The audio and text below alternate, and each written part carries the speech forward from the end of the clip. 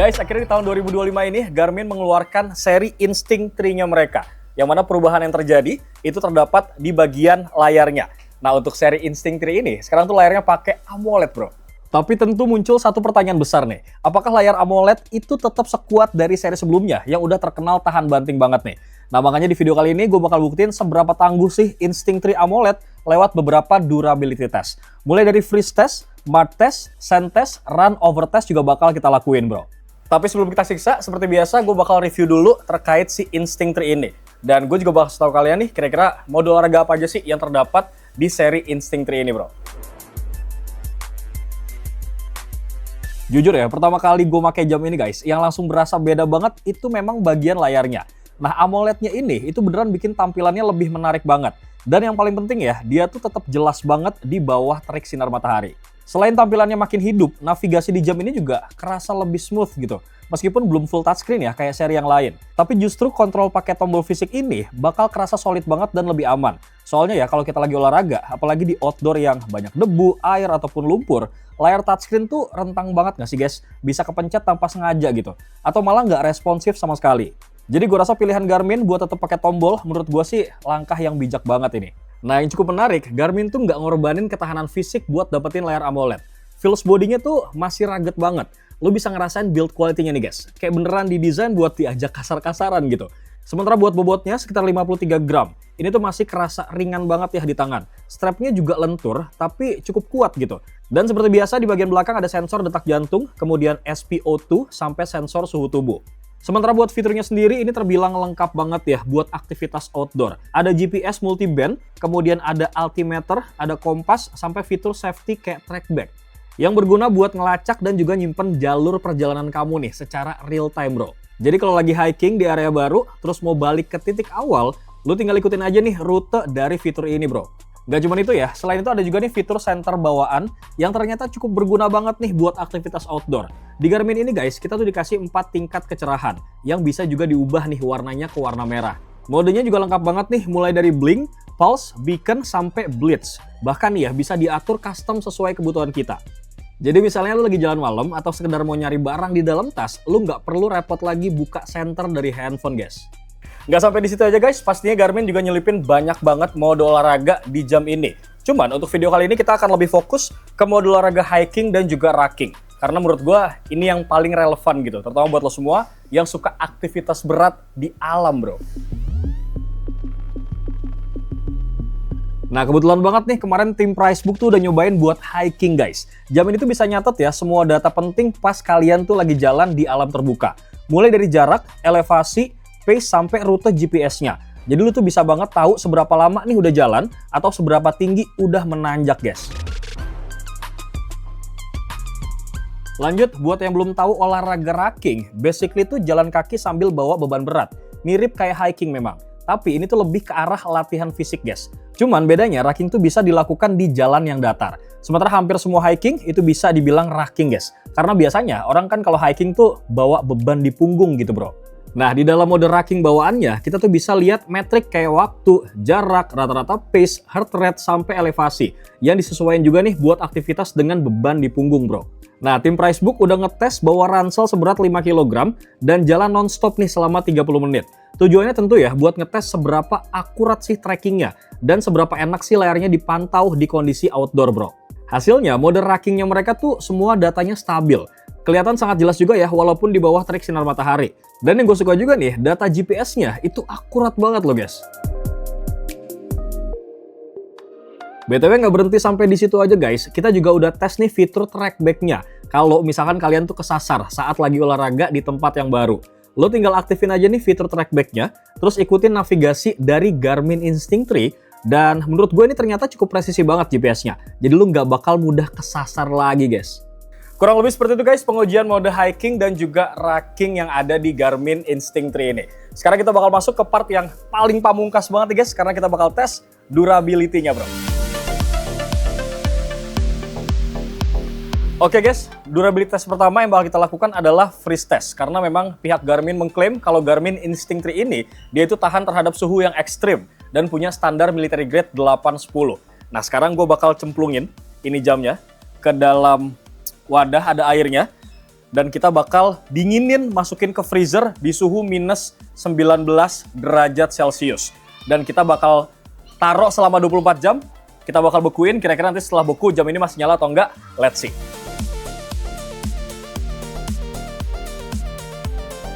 Oke guys, ini kondisinya sudah lebih dari 24 jam. Beku banget, seperti yang lu lihat. Dan anehnya, bukan aneh sih, mantapnya gitu ya. Ini jamnya masih nyala, lu lihat tuh. Layarnya nyala warna orange. Ini kondisinya di jam yang sama ya, kurang lebih jam 4 kurang. Kita bakal pecahin ini untuk ngelihat kira-kira jamnya masih berfungsi dengan normal atau enggak. Kita pecahinnya di bawah aja guys. Langsung kita pindah posisi. Ini bakal gue pecahin. Ini gue keluarin dulu ya, sebentar ya. Tuh. Tuh lihat jamnya. Dan kita bakal pecahin sekarang. Anjay. Nih ya, lu lihat ya. Sebentar. Tuh, jamnya masih nyala, guys. Ini selain nahan dingin, dia juga tahan banting. Ini tadi gue ketok-ketok. Ya kan? Kagak pecah-pecah juga dia. Tuh, ya. Oke, sih. Ini jamnya masih nyala. Tuh, lo lihat. Jamnya masih nyala, guys. Kita sekaligus bal cek. Ini kira-kira tombol-tombolnya masih berfungsi atau enggak. Tuh ya. Tombolnya masih berfungsi. Kontrol. Kemudian ini, tuh. Mode-modenya masih bisa. Back-nya juga masih bisa. Sebelah sini masih bisa juga. Kita back lagi guys, dan kita bakal cek untuk senternya di sebelah sini. Tuh ya, ini warna merah. Gue bakal cek juga untuk modenya, di sini masih bisa dipakai atau enggak fiturnya guys. Kita bakal tes juga salah satu mode olahraganya guys. Ini sebagai contoh run gitu misalkan ya. Kita bakal coba start. Nah tuh, masih berfungsi ya. Mantap, di freeze test. Jam ini masih bisa hidup guys, dan sekarang kita bakal lanjut untuk durability test berikutnya bro. Oke, durability test kedua yang bakal kita lakukan adalah mat test, atau kita bakal cemplungin jam ini di dalam lumpur. Nah ini buat lo semua yang mungkin anak outdoor udah nggak asing lagi gitu. Biasanya kalau misalkan lo lagi off-road atau lagi di luar gitu ya, ini biasanya jamnya suka nyemplung ke dalam lumpur, jatuh, atau lo kena cipratan-cipratan lumpur, itu udah biasa banget. Dan sekarang kita bakal tes simulasinya guys. Ini udah ada wadah di depan gua. Maaf ya, ini agak sedikit kalau lu kurang berkenan gitu ya. Ini ada lumpur di dalam wadah sini guys. Tapi gue bakal pakai sarung tangan dulu sebentar. Oke. Nah. Kita bakal cemplungin jam ini di dalam wadah yang berlumpur guys. Ya, lu lihat. Tuh, nih kurang lebih kayak gini guys. Kita bakal ratain supaya menyeluruh ya kan. Tuh, kita gini-gini nih, tuh. Itulah intinya begini nih, lu bisa lihat tuh. Jam ini ada di dalam wadah yang berlumpur guys. Lu lihat ya. Harusnya sih masih menyala abangku ya. Karena tadi dia kita masukin dalam freezer aja tahan ya kan. Ini mah cuman receh buat si Garmin Instinct 3 ini guys. Kita bakal ke sebelah sana dan gue bakal bersihin dulu jam ini guys. Sebentar. Kita lemparnya langsung ke sini ya. Nih gue lempar ya. Das. Tapi ini kita injak-injak dulu guys biar dia terbenam di dalam kubangan lumpur ya kan, kotor kan tanah gue. Tuh ya, dia sudah terbenam di dalam kubangan lumpur guys. Terus kita bersihin sekarang. Punten minta selangnya. Kita bersihkan dulu guys. Ini biar bersih kita sikat-sikat dulu aja guys ya. Supaya clean gitu ya. Karena ini lumpur banget nih, tanah banget. Tuh ke port chargernya juga tuh. Nih bahkan tombol-tombolnya juga bisa kita sikat guys. Kayaknya mah udah bersih ya. Kita cek dulu beberapa tombolnya. Ini tombol stop dan start masih berfungsi. Back sama down dan up-nya juga masih berfungsi. Oke. Tombol back-nya juga masih berfungsi. Kita bakal coba senternya juga guys. Ini gue bakal tekan 2 kali.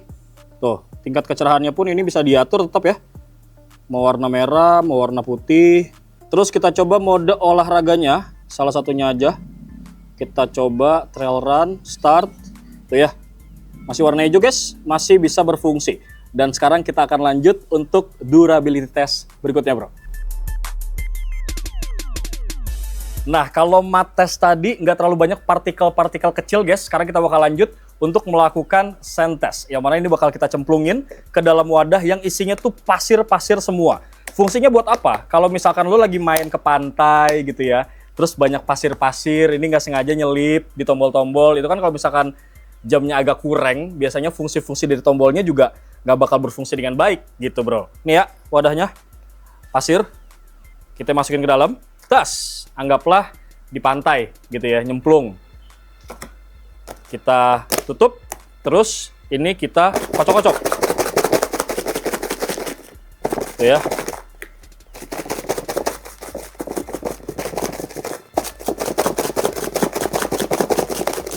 Cukup ya?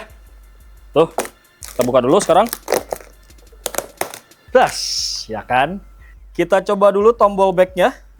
Nih ya, masih berfungsi. Terus kita coba tombol start dan stop. Untuk beberapa mode olahraga. Up and down-nya, tombolnya guys. Masih berfungsi dengan baik. Tuh ya, up and down-nya masih oke. Terus kita back lagi dan kita bakal coba pakai center di sebelah sini. Klik 2 kali. Tuh ya. Terus ini mau diterangin, mau di nggak terangin juga bisa. Ubah warna merah juga bisa. Masih berfungsi juga tombolnya. Next kita bakal coba lagi untuk sensornya guys. Ini mode olahraganya kita coba dulu. Salah satunya aja ya. Ini kita coba Treoran. Tuh masih nyala sensornya. Terus untuk menguji juga ketahanan dari layarnya guys yang sudah AMOLED ini, kita bakal gores-goresin dikit di sini. Nih ya, gue gores-goresin gini, tuh.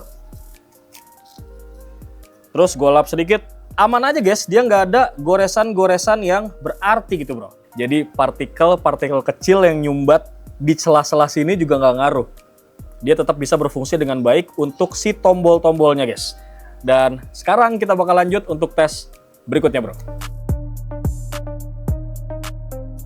Oke guys, kalau tadi udah kita bekuin jamnya, terus udah kita celupin ke lumpur, kita masukin ke dalam pasir, sekarang kita bakal coba untuk lindes jamnya pakai motor guys. Karena katanya untuk Garmin Instinct 3 ini, dia tuh udah pakai namanya chemically stranded glass dan juga baja metal. Harusnya sih tangguh dan juga bukan kaleng-kaleng untuk bodinya dan juga kacanya gitu guys. Jamnya sudah gue taruh di sebelah sana, di ujung sana, dan kita bakal coba lindes sekarang bro.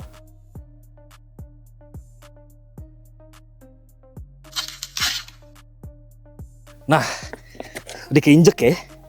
Kita lihat, aman aja dia. Layarnya nggak pecah sama sekali. Tuh. Gue tambahin lagi.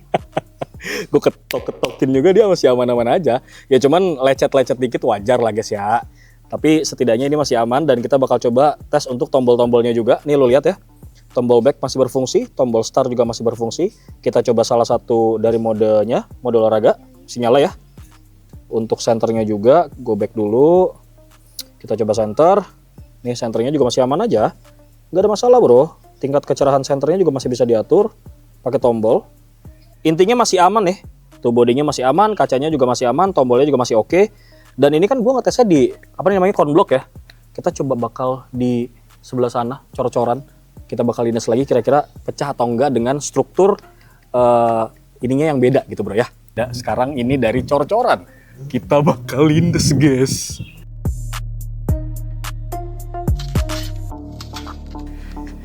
Nah, kita lihat ya. Harusnya sih aman. Aman aja guys, nggak ada masalah sama sekali tuh. Lo lihat. Kacanya nggak pecah sama sekali. Kondisinya masih oke, tombol-tombolnya pun masih aman aja. Tuh ya, backnya masih bisa, senternya masih bisa. Tingkat kecerahannya masih bisa diatur. Tapi setelah 2 kali kita lindes, ya wajar lah guys kalau misalkan bodinya ini memang ada terdapat lecet-lecet gitu ya. Karena kan ini kita lindes, terus dia kan pasti berbenturan juga dengan cor-coran nih. Tuh ininya masih udah lecet-lecet, bagian bodi samping lecet dikit. Setidaknya layarnya ini nggak pecah ya, tuh masih aman aja. Terus di bagian belakang ini juga bagian sensornya ada lecet-lecet dikit ya. Lo lihat nih guys, tuh. Ada lecet-lecetnya dikit, terusnya juga bekas tanah belum gua sikat bersih banget tadi. Wajar lah ya, karena ini memang dia berbenturan gitu pada saat dilindas. Terus udah gitu kalau kita coba salah satu mode olahraganya, misalkan kita coba yang ini. Tuh ya, bagian belakangnya sensornya juga masih hidup. Aman. Sekarang kita bakal masuk ke tes terakhir, yaitu full rinse. Dan gue bakal cuci bersih jam ini guys. Yang kotoran-kotoran ini juga bakal gue sikat-sikat pakai air mengalir. Kira-kira bakal bertahan atau enggak? Let's see bro. Oke, sekarang kita bakal masuk ke final rinse atau kita clean up si jamnya. Setelah tadi kita taruh di lumpur, kita di pasir, kemudian kita lindes pakai motor. Nah, jam ini kan pasti kotor ya guys. Tadi udah gue sikat dikit, cuman masih ada tuh, lu lihat di sela-selanya masih ada bekas tanah lumpurnya guys. Nah, ini bakal kita siram dulu pakai air, ya kan? Kita kasihin sabun, lihat ya. Kita lumurin pakai sabun biar bersih. Terus abisan itu ya, gue sikat nih belakangnya. Tuh sensornya nyala lagi. Supaya dia bersih.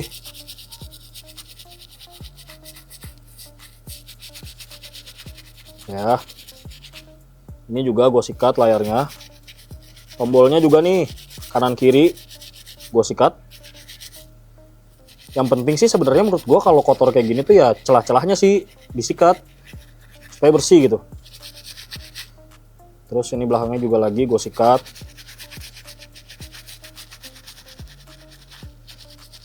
Dah, cukup. Kita banjurin air lagi ya guys ya. Tuh lebih bersih ya, masih ada dikit tanah-tanahnya. Tuh, udah bersih bersinar ya kan? Karena pakai sabun. Terus lu lihat nih bagian belakangnya juga udah bersih. Dari lumpur tanah yang tadi udah clean banget. Nih. Nah, tadi kan kita pakein sabun ya. Terus kita banjurin, kita siram pakai air. Kita lihat apakah ada embun-embun di layarnya atau enggak. Tapi penglihatan gua ini sih nggak ada embun-embun di layar. Lu tau gak sih kalau misalkan handphone ataupun jam yang biasa aja gitu ya, yang durability-nya kurang, kadang kan kalau habis kena dingin apa segala macam suka ada bercak-bercak embun di bagian pinggir. Nah, ini sih aman, lu lihat tuh. Nggak ngembun sama sekali. Cuman memang ada lecet-lecet dikit, layarnya mah dikit lecet karena tadi kena pasir gitu ya.